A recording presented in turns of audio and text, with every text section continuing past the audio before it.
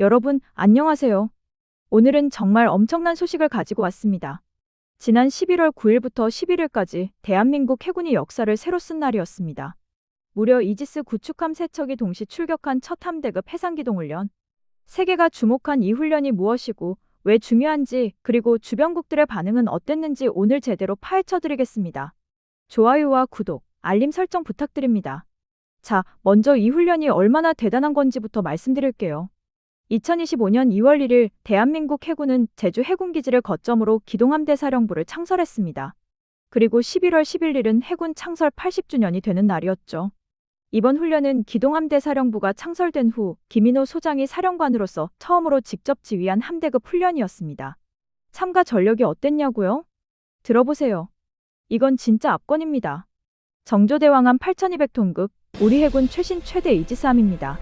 서해류 성룡함 7600톤급 이지스 구축함, 율곡이함 7600톤급 이지스 구축함, 왕건함과 강감찬함 4400톤급 구축함, 천지함과 대봉함 4200톤급 군수지원함, 그리고 항공기 3대까지. 총 함정 7척이 남해와 동해를 누비며 2박 3일 동안 주야간 구분 없이 강도 높은 훈련을 실시했습니다. 특히 이번 훈련에서는 80주년을 기념해서 우리 해군이 보유한 가장 큰 이지스함인 정조대왕함의 해군기를 개항했습니다. 상징성이 엄청난 거죠. 자, 이제 훈련 현장으로 가볼까요? 먼저 함포 사격부터. 11월 10일 오전 11시 40분경 포항 동쪽 약 70km 해상에서 4척의 함정이 일제히 5인치 127mm 함포를 발사했습니다. 굉음과 함께 불을 뿜는 함포. 단 하루에 무려 60발의 포탄이 발사됐습니다. 약 8km 떨어진 표적 주변에서 물기둥이 치솟았죠. 그리고 진짜 백미는 함대 기동훈련. 7척의 함정이 종렬진을 이루며 항해하다가 500야드 약 450m 간격으로 능형 쐐기형 복합진을 형성했습니다. 서해류 성룡함을 필두로 양옆에 이지스함과 구축함이 외곽을 방어하고 중앙에는 군수지원함을 보호하는 전술적 대형이었죠. 심지어 함성 간거리를 300야드 약 270m까지 좁히는 고난도 기동도 선보였습니다.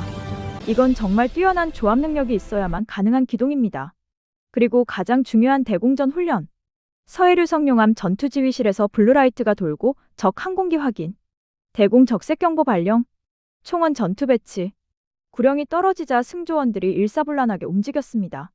우리 이지스함은 동시에 20개 표적을 대응할 수 있는데 이번엔 3척이 함께했으니 수십 개의 동시 표적 대응이 가능했던 겁니다. SM-2 함대공 미사일로 적 항공기와 유도탄을 탐지, 추적, 격추하는 훈련을 완벽하게 수행했습니다. 자, 그럼 이 기동함대가 왜 이렇게 중요한지 설명드릴게요. 첫째, 해역 제한이 없습니다. 기존 1, 2, 3함대는 동해, 서해, 남해를 각각 맡아 방어하는 해역함대입니다. 하지만 기동함대는 해역 제한이 없어요. 필요한 곳 어디든 신속하게 투입될 수 있는 전략기동부대입니다. 둘째, 한국형 삼축 체계의 핵심입니다. 북한의 탄도미사일을 탐지하고 추적하고 요격하는 능력, 그리고 적의 핵심 표적에 대한 정밀 타격까지. 바로 킬체인, KAMD, KMPR의 핵심 역할을 바다에서 수행합니다. 셋째, 막강한 화력.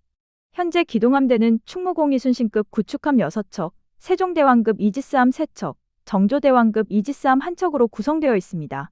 이들이 보유한 화력이 얼마나 되냐면 SM-2 중거리 함대공 미사일 432발, 해성-대함 미사일 96발, 해성-2 함대지 순항 미사일 192발입니다. 이 미사일들의 사정거리는 중국, 러시아 일부, 일본 그리고 북한 전역을 커버합니다. 넷째, 원해 작전 능력.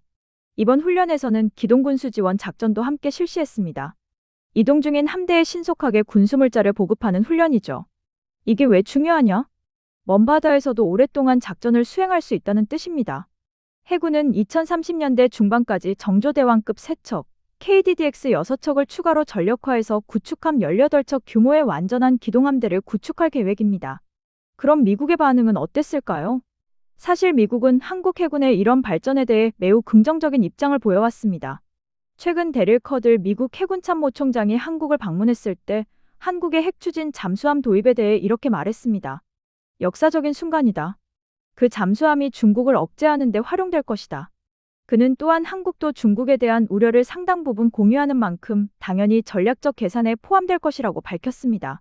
심지어 대만 유사시 한국군의 역할에 대해서도 구체적으로 어떤 방식이 될지는 밝힐 수 없지만 분명 일정한 역할이 있을 것이라고 언급했죠. 그리고 한미연합훈련 사일런트 샤크를 비롯해 림팩 같은 환태평양 훈련에서 한국 해군은 계속해서 뛰어난 성과를 보여주고 있습니다. 2010년 림팩에서는 세종대왕함이 해상화력 지원 분야에서 1위를 차지하며 탑건 타이틀을 수상했고 2012년에는 한국이 림팩 올림픽에서 우승했습니다. 미국 이외 국가가 우승한 건 최초였죠.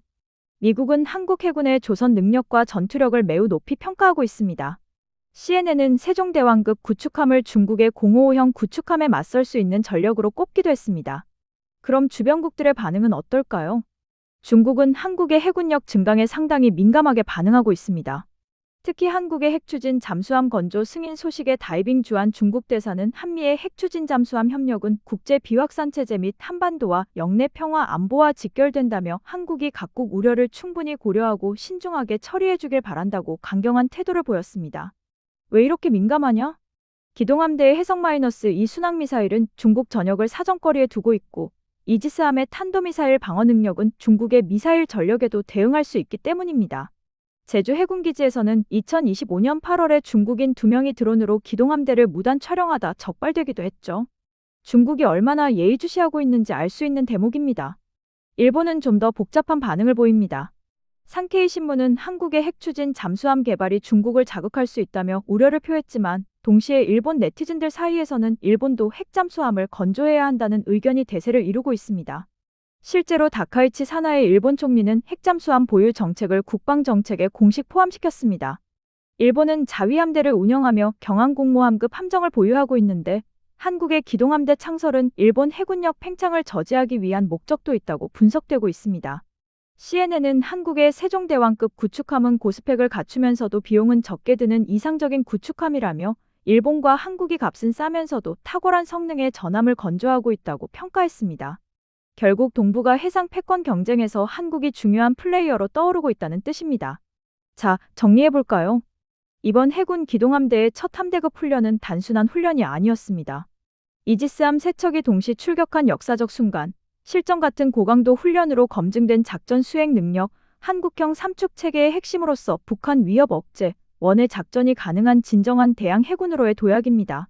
그리고 무엇보다 미국은 한국을 인도 태평양 전략의 핵심 파트너로 보고 있고 중국과 일본은 한국 해군력 증강에 긴장하고 있습니다. 김인호 기동함대 사령관의 말처럼 유사시 압도적 전력으로 전승을 보장하는 대한민국 해군. 해군 창설 80주년을 맞아 새로운 역사를 쓰기 시작한 대한민국의 바다 수호자들에게 박수를 보냅니다. 여러분 어떻게 생각하시나요? 댓글로 의견 남겨주시고요. 좋아요와 구독, 알림 설정 꼭 부탁드립니다. 다음에도 더 좋은 콘텐츠로 찾아뵙겠습니다. 감사합니다.